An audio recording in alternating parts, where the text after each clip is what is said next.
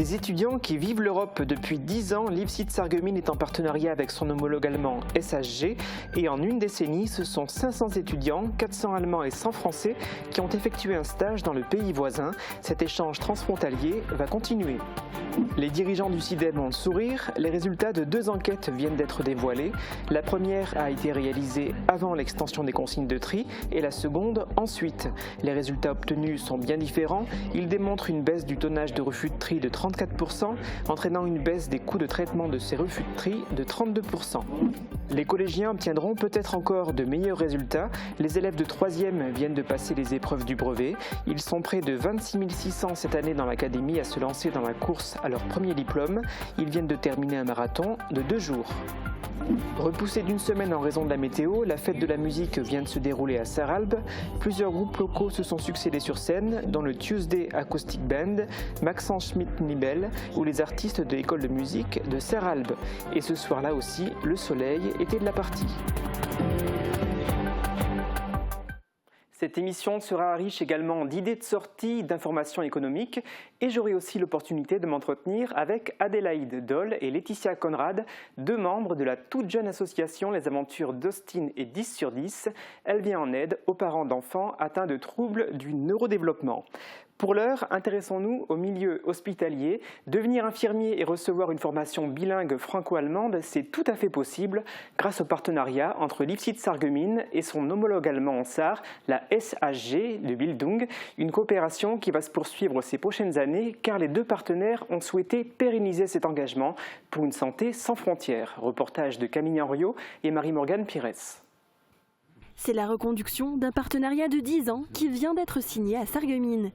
L'équipe de direction des hôpitaux de Sarreguemines et de l'IFSI, l'Institut de formation en soins infirmiers, poursuivent leur coopération transfrontalière. En une décennie, elle a permis à 400 étudiants allemands et 100 étudiants français d'effectuer des stages de l'autre côté de la frontière.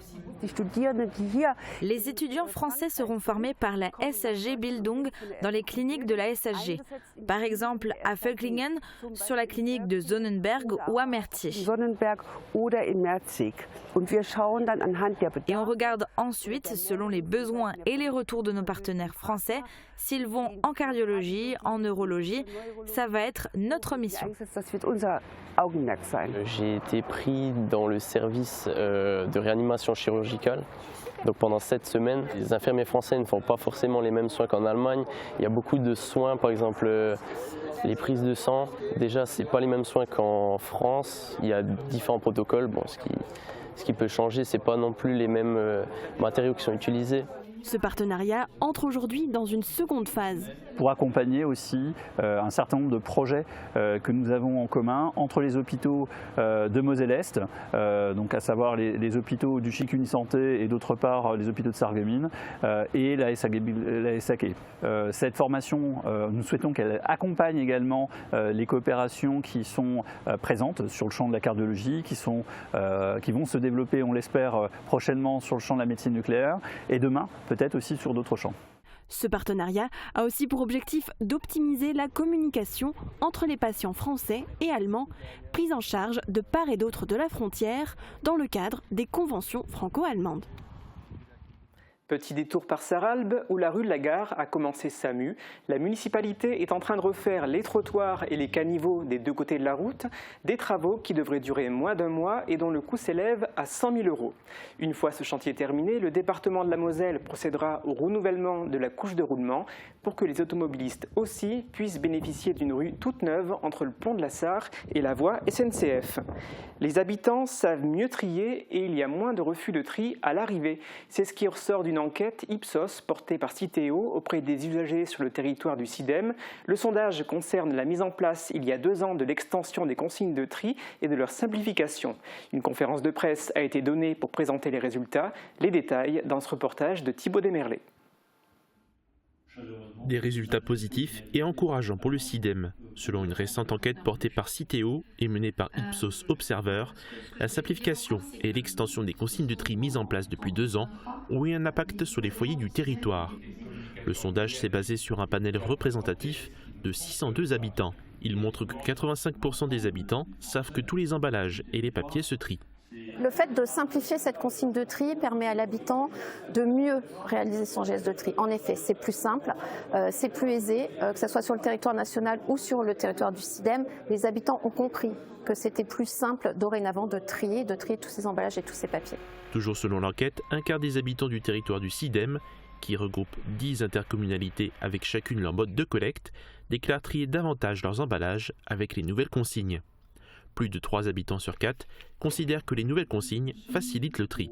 Un grand sentiment de satisfaction. Pour nous, on s'interrogeait quant à l'impact de ces nouvelles consignes de tri sur la population. On peut se rendre compte clairement que la population a adhéré. Ça nous rassure sur bien des points. Avec cette simplification, les tonnages de refus de tri ont diminué de 34% et ont réduit les coûts de traitement de refus de 32%. Le SIDEM a avancé sur le plan financier. Nous sommes sortis de l'ornière. Donc nous avons aujourd'hui un budget qui ressemble au budget des collectivités classiques. Nous pouvons travailler, nous pouvons même investir.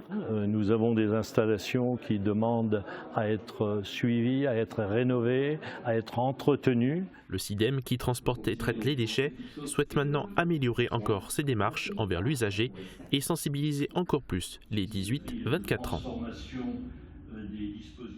Depuis le 17 juin, un nouveau pressing a ouvert ses portes à Sarreguemines. Il s'est installé dans l'ancien local de l'enseigne Subway au 1 rue des Généraux Crémer. Le commerce fait partie de la franchise Sequoia Pressing. Il est tenu par Jérémy Giangreco, originaire de Bettevillers. Ancien cadre dans l'industrie, il a décidé de se reconvertir. 140 000 € ont été investis, notamment dans les travaux et les machines. Le gérant dispose déjà d'une clientèle régulière. Et c'est tout le bien qu'on souhaite à Sarah Bartholomé, la chef d'entreprise à la tête du groupe Unique, vient d'ouvrir un nouveau commerce, un bar à son image, l'Unique L'Arrosoir. Le café doit tourner du matin au soir en variant les menus avec des inspirations venues d'Italie, de Corse et d'ailleurs. Pour ce nouveau commerce situé à Sarreguemines, au croisement de la rue de Verdun et la rue du Marché, la chef d'entreprise cherche à recruter encore 2 personnes à temps plein. Les épreuves du brevet viennent de s'achever pour les élèves de 3e. C'est le premier examen de leur vie. Durant 2 jours, ils ont planché sur le français, les maths, l'histoire géo, la physique et la technologie. Lucie Philippot et Émeric Guillot se sont allés à la rencontre des candidats hier matin. Fermés à double tour dans une salle bien cachée de l'établissement, les sujets d'histoire-géographie attendent patiemment d'être distribués. En attendant, dans la cour, on révise jusqu'à la dernière minute et on fait ses pronostics. J'aimerais bien tomber sur la Seconde Guerre mondiale et le génocide des Juifs surtout, et en géographie sur les aires urbaines. Oh, je sens bien. Après le brevet, c'est plus simple que le brevet blanc. T'espères ne pas tomber sur quoi ce matin ? La Première Guerre mondiale. Sur la guerre froide en histoire géo. Pourquoi ? Parce que je suis pas très à l'aise sur ce sujet. Dernière vérification d'identité. Tous ces appareils doivent être impérativement éteints et rangés dans le sac au cas. Dernière consigne. Il est 9h, l'épreuve peut commencer. Ils sont presque 26 600 à passer le diplôme national du brevet cette année dans l'académie Nancy-Metz. C'est leur premier examen. De quoi les plonger dans le bain pour la suite. C'est un premier diplôme, ça a beaucoup de sens et pour les élèves et pour les parents. Ils s'y sont préparés activement durant toute leur scolarité, mais également cette année de 3e où il y a eu des épreuves blanches qui se sont déroulées, notamment à l'écrit, aussi à l'oral, puisqu'il y a eu un oral qui s'est déroulé le 21 juin. Et pour eux, ça a du sens parce que ça les met en condition déjà d'examen et ça leur permet véritablement d'évaluer leurs compétences dans un cadre national. À 11h, à la sortie, les avis sont globalement unanimes. Ça va, ça a été. On est tombé sur un sujet pas très compliqué. On pensait que ce serait plus difficile cette année. Ouais, nickel. Je pense que c'était l'épreuve que j'ai le plus réussi, donc je suis content. Il y avait sur la Seconde Guerre mondiale en études de documents. Après, il y avait la France et l'Europe au niveau du développement construit. Finalement, je pensais que ça allait être pire, mais ça s'est bien passé. Je pense que j'ai géré, même si je n'ai pas révisé, mais ça s'est quand même bien passé. C'était pas plus difficile que ça, donc les révisions, on pouvait très clairement passer le brevet sans avoir révisé. Leurs précieuses copies vont être triées, anonymisées et envoyées au centre de correction au collège de Mézières-les-Messes. L'après-midi, ils ont planché sur la physique et la technologie. Les résultats seront connus le 10 juillet prochain à 14 h. Il est temps à présent de s'intéresser aux prévisions météo pour demain. Protégez et mettez en lumière votre maison avec toutes les nuances de crépi proposées par Modèle Habitat.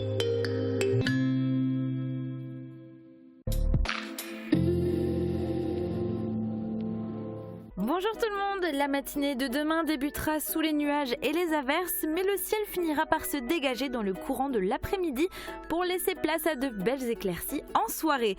Elle s'accompagne de températures qui remontent légèrement avec 12 à 13 degrés pour les minimales et jusqu'à 20 degrés pour les maximales. Demain nous fêtons les Florents et il fera jour de 5h33 à 21h38. Passez tous une belle journée et à demain! Ce dimanche à 20h, Mosaïque Cristal sera en direct pour le second tour des élections législatives. Découvrez les résultats commentés des différentes communes de la 5e circonscription de la Moselle et les réactions des candidats. Ne manquez pas le rendez-vous ce dimanche à 20h sur Mosaïque Cristal.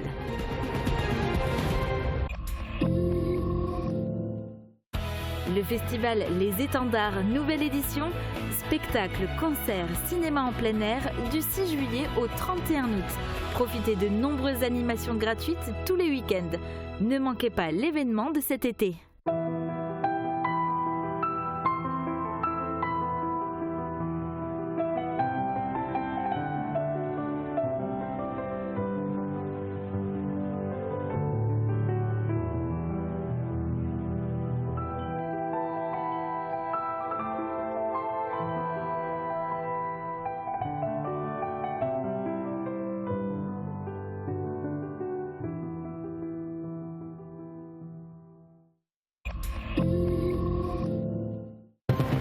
Ce jeudi, à partir de midi, débat d'entre-deux tours. Les deux candidats encore en lice pour les élections législatives anticipées dans la 5e circonscription de la Moselle vont confronter leurs idées sur Mosaïque Cristal. Pascal Gemft, du Rassemblement National, opposé à Vincent Settlinger, du Parti des Républicains. Découvrez le face-à-face jeudi dès midi sur Mosaïque Cristal, puis en multi-rediffusion. Une émission spéciale que vous pourrez revoir sur mosaïque-cristal.tv. Je le disais tout à l'heure, sur le plateau, je ne suis pas seul. Avec moi sont présents deux personnes de l'association Les Aventures d'Austin et 10 sur 10. Alors nous avons avec nous Adélaïde Doll, bonjour. Bonjour. Et Laetitia Conrad. Bonjour. Alors vous êtes là pour parler d'une toute nouvelle association, je le disais, Les Aventures d'Austin et 10 sur 10, qui a été créée en avril dernier. Alors est-ce que vous pouvez me présenter un peu quels sont les objectifs de cette association? Je ne sais pas laquelle des deux veut parler.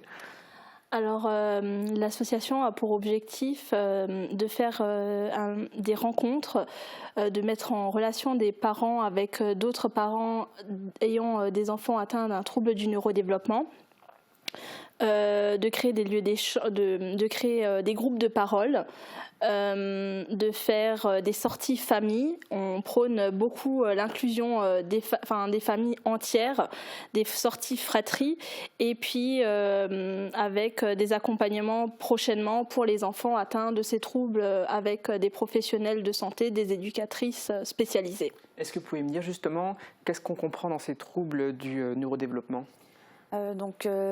C'est varié en fait, donc ça peut être des troubles autistiques, des TDAH, tout ce qui est dys, donc dysphasie, dyscalculie, dysgraphie, les troubles moteurs. Donc en fait le TND regroupe vraiment différents troubles en fait.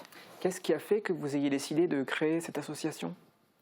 En fait, nous on trouve qu'il n'y a pas assez d'associations de parents qui existent et je veux dire moi à l'époque quand on a dit le diagnostic de mon fils, je me suis retrouvée là face au pied du mur et j'avais pas d'association vers qui me retourner et voilà pour savoir qu'est-ce que je dois faire. Et là je pense que l'association va pouvoir aider d'autres parents qui sont dans notre situation. C'est-à-dire que vous ne savez pas, les personnes dont les enfants sont victimes de ces troubles ne savent pas vers qui s'orienter en termes de quoi ? En termes de soins, en termes d'écoute ? De qu'est-ce qu'il faut faire en fait. Moi je ne savais pas quoi faire. Donc c'était un peu compliqué. Donc c'était l'école à l'époque qui m'a dit d'aller vers un CMP, vers voilà. des choses comme ça. Jamais mieux servi que par soi-même. C'est ça. Et donc vous avez réussi à créer déjà ces échanges, à regrouper plusieurs familles au sein de votre association? Oui, là ça a commencé. Adélaïde pourra plus vous en dire. On commence à avoir, là on a une vingtaine de membres. Donc pas forcément que des personnes ayant des enfants atteints d'un trouble du neurodéveloppement. On a des familles tout à fait ordinaires et on a fait là la première sortie fratrie famille avec des accompagnements professionnels qui sont déplacés avec nous. On était au Biffen Park au Best et donc les enfants étaient très heureux et voilà, on a pu profiter très bien. Ça montre que on peut emmener nos enfants partout malgré leurs troubles du neurodéveloppement. C'est pas un poids. Il faut que les familles arrêtent de penser que parce qu'ils ont un enfant qui a un trouble du neurodéveloppement, ils ne peuvent pas avoir une vie ordinaire comme les autres familles. Et j'imagine que vous échangez aussi sur les bons plans, qui contacter par exemple au niveau de la MDPH ou également vers quel type de structure scolariser les enfants pour qu'ils puissent se développer? Alors, contact MDPH, non, nous en avons pas trop, hélas. Pour l'instant, notre association est encore bien trop jeune pour en arriver là. Après, il nous arrive d'échanger des adresses de professionnels de santé qui ont des délais plus ou moins courts, parce qu'il faut savoir qu'il y a aussi toujours de très longs délais. Donc voilà, mais on arrive petit à petit à se faire un petit réseau de professionnels. Est-ce que vous pouvez me dire d'où est venu le nom de l'association Austin et 10 sur 10? Alors en fait, donc c'est pour un futur projet, le nom de l'association, donc qui reste encore secret, mais donc Austin, c'est le petit garçon qui représente tout ce qui est autisme en fait, et la petite fille c'est 10 sur 10 qui représente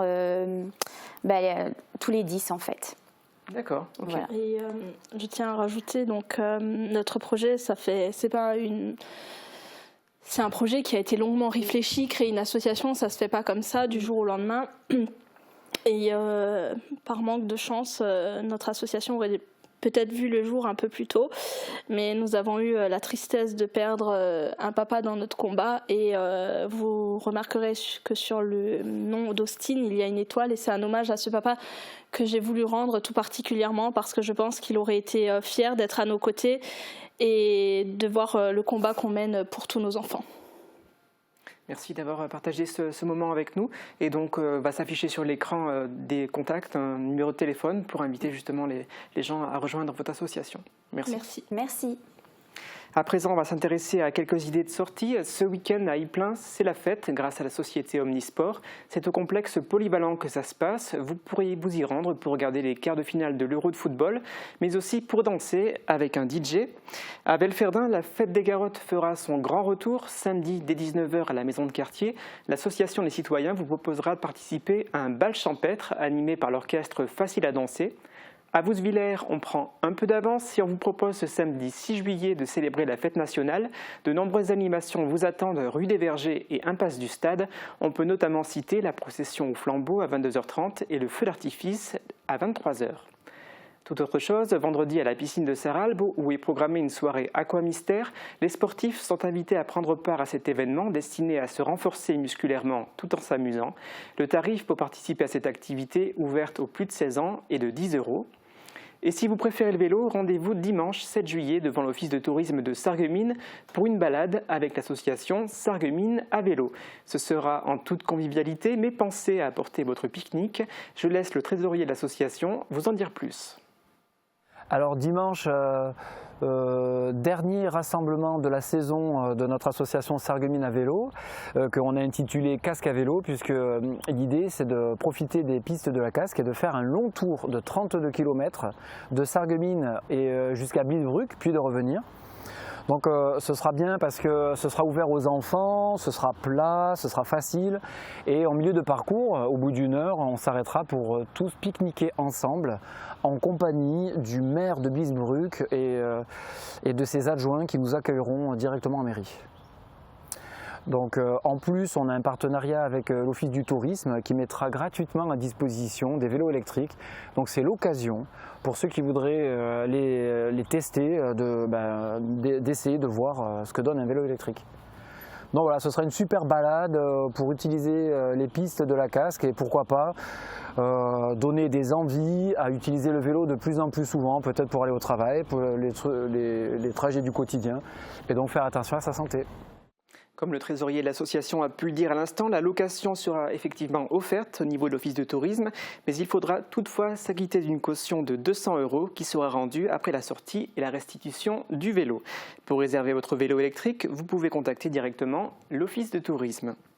Après le sport, on enchaîne avec de la culture. Le festival Les Étendards commence samedi à 20h à Neufgrange, au Clos du Château. La compagnie Oups Théâtre proposera un spectacle joyeux avec des personnages burlesques, le tout en total impro. Ce spectacle tout public est gratuit. À Beach aussi, les festivaliers sont attendus samedi. Au programme du spectacle vivant et participatif avec la compagnie En Musique, vous pourrez faire la connaissance d'une comédienne musicienne et d'un clown auteur-compositeur. L'entrée est libre également. Dimanche à Sarreguemines, vous pourrez assister à des démonstrations de cuisson raku et assister à un concert dans le jardin des faïenciers. Les musiciens du groupe Sweet Groove feront bouger vos têtes. L'entrée aussi est libre. On termine cette sélection non exhaustive à Beach, au Jardin pour la Paix, avec de la musique également, mais d'un autre genre.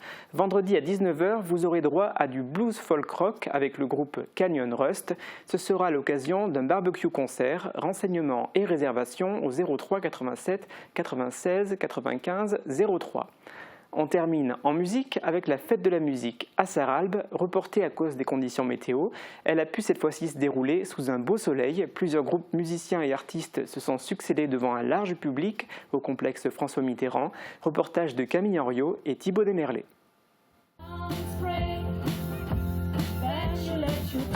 C'était la fête dans le parc François Mitterrand à Sarralbe. La scène du complexe a été ouverte sur l'extérieur pour une grande soirée musicale sous le soleil.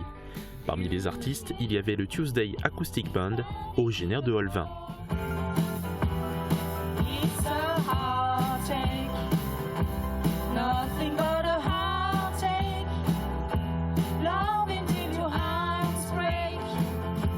Pour l'édition 2024 de la Fête de la musique, le jeune sarralbigeois Maxence Schmidt-Nibel était présent.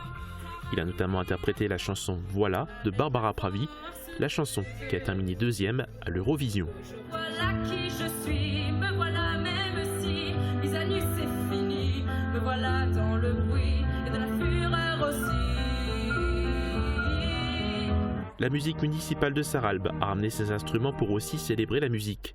Dirigé par le directeur de l'école de musique de Sarralbe, Frédéric Karpoff, les musiciens ont joué des bandes originales du 7e art, comme celle du film Le Bon, la Brute et le Truand.